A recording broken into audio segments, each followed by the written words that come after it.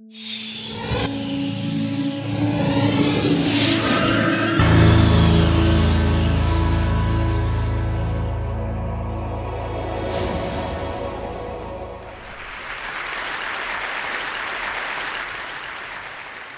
I was 10 years old, a cousin of mine took me on a tour of his medical school.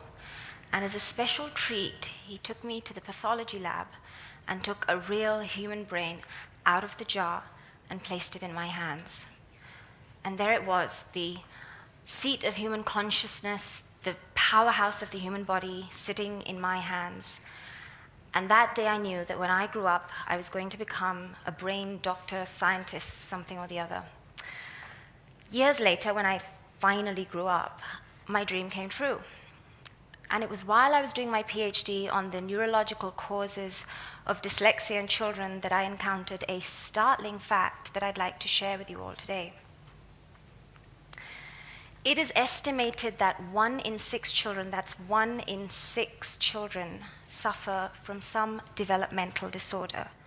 This is a disorder that retards mental development in the child and causes permanent mental impairments, which means that each and every one of you here today knows at least one child that is suffering from a developmental disorder.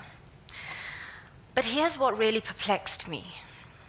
Despite the fact that each and every one of these disorders originates in the brain, most of these disorders are diagnosed solely on the basis of observable behavior. But diagnosing a brain disorder without actually looking at the brain is analogous to treating a patient with a heart problem based on their physical symptoms without even doing an ECG or a chest X-ray to look at the heart. It seemed so intuitive to me. To diagnose and treat a brain disorder accurately, it would be necessary to look at the brain directly. Looking at behavior alone can miss a vital piece of the puzzle and provide an incomplete or even a misleading picture of the child's problems. Yet, despite all the advances in medical technology, the diagnosis of brain disorders in 1 in 6 children still remained so limited. And then I came across a team at Harvard University that had taken one such advanced medical technology and finally applied it, instead of in brain research, towards diagnosing brain disorders in children. Their groundbreaking technology records the EEG, or the electrical activity of the brain, in real time, allowing us to watch the brain as it performs various functions and then detect even the slightest abnormality in any of these functions: vision, attention, language, audition. A program called brain electrical activity mapping then triangulates the source of that abnormality in the brain.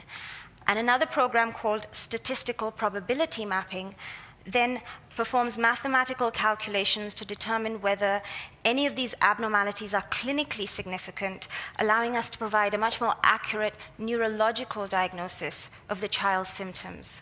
And so I became the head of neurophysiology for the clinical arm of this team, and was finally able to use this technology towards actually helping children with brain disorders. And I'm happy to say that I'm now in the process of setting up this technology here in India.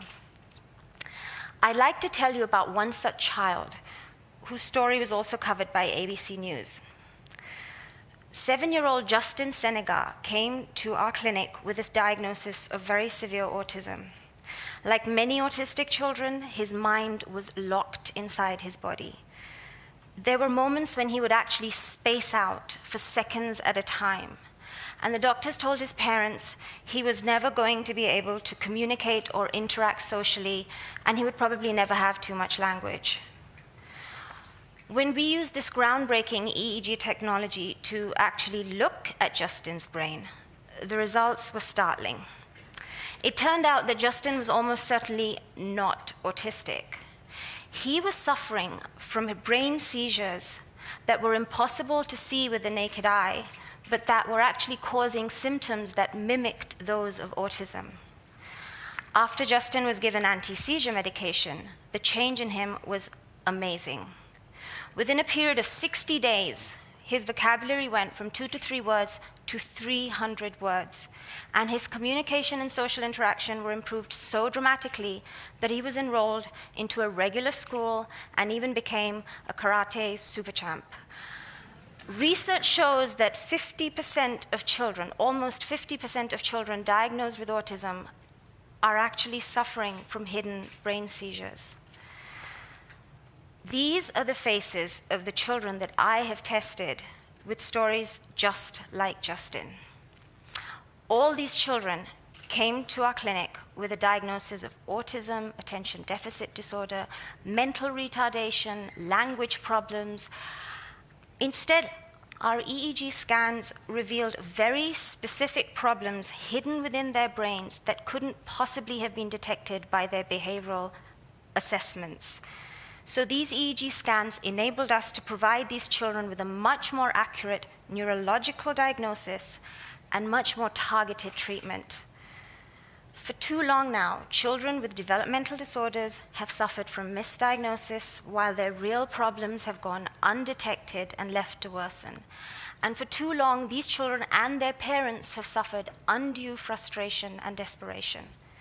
But we are now in a new era of neuroscience, one in which we can finally look directly at brain function in real time with no risks and no side effects, non-invasively, and find the true source of so many disabilities in children.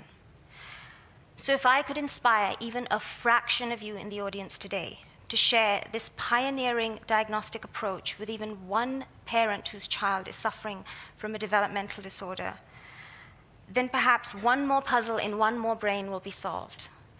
One more mind will be unlocked, and one more child who has been misdiagnosed or even undiagnosed by the system will finally realize his or her true potential while there's still time for his or her brain to recover.